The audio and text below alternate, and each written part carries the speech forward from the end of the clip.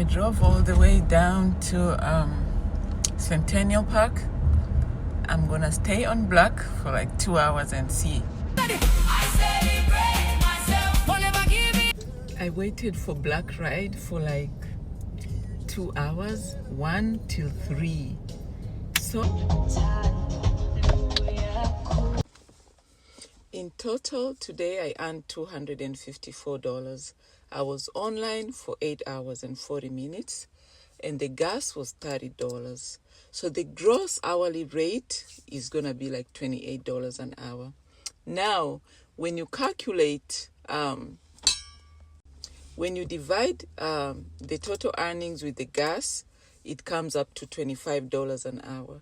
So when you add the depreciation, when you take into account the depreciation of the car, if you go with the IRS mileage cost of 70 cents, so it's gonna go down to like a net of $19.5 an hour.